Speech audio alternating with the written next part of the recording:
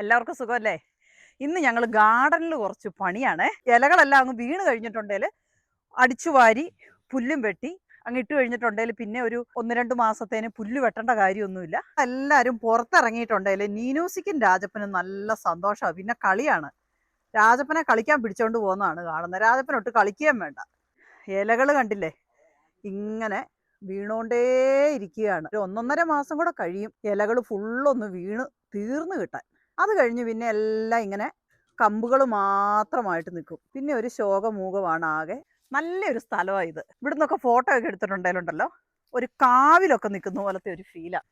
ഇവിടെയാണ് ഞങ്ങൾ വെട്ടുന്ന ചെടികളുടെ കമ്പുകളും ഇതുമെല്ലാം കൊണ്ടിടുന്നത്. ഇവിടുന്നാണ് നമ്മൾ ചെടി നടാൻ വേണ്ടിയുള്ള കമ്പോസ്റ്റ് എല്ലാം എടുക്കുന്നത്.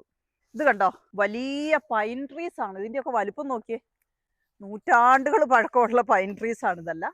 നമ്മൾ കഴിഞ്ഞ ദിവസം ഹോസ് ചെസ്നട്ടിൻ്റെ മരത്തെ പറ്റി ഒരു വീഡിയോ ഇട്ടപ്പം അത് വിഷമുള്ള കായാണോ എന്നൊക്കെ പറഞ്ഞപ്പോൾ അതെന്താ വെട്ടിക്കളയാത്തത്, എന്തിനാ നിർത്തിയിരിക്കുന്നതെന്ന് ആൾക്കാർ ചോദിച്ചു. ഇവിടെ ട്രീ പ്രിസർവേഷൻ ഓർഡർ എന്ന് പറയുന്ന ഒരു ഓർഡർ ലോ ആക്കി കൊണ്ടുവന്നിട്ടുള്ളതാണ്. കൺസർവേഷൻ ഉള്ള ഏരിയകളിൽ, അതായത് നമ്മളുടെ ഈ വീട് ഒരു ഹില്ലിന്റെ സൈഡിലാണ് ഇരിക്കുന്നത്. നമ്മുടെ നാട്ടിലെ പോലെ മരങ്ങൾ ഇങ്ങനെ നിൽക്കുന്ന സ്ഥലങ്ങളാണ്. വീടിനോട് ചേർന്നും ധാരാളം മരങ്ങളുണ്ട്.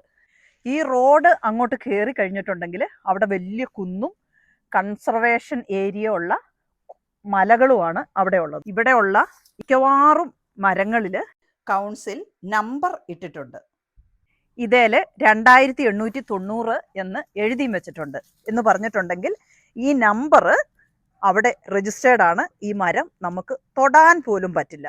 പിന്നെ നമുക്ക് വെട്ടാൻ പറ്റുന്ന മരങ്ങൾ, ഇതുപോലത്തെ കോണിഫർ പോലെയുള്ള മരങ്ങൾക്ക് കൗൺസിലിൽ നിന്നും വെട്ടാൻ പെർമിഷൻ കിട്ടാൻ എളുപ്പമാണ്. പ്രകൃതിയെയും അതിലുള്ള ജീവജാലങ്ങളെയും സംരക്ഷിക്കാൻ വേണ്ടിയാണ് കർശനമായി ഈ നിയമങ്ങൾ ഇവിടെ നടപ്പിലാക്കുന്നത്.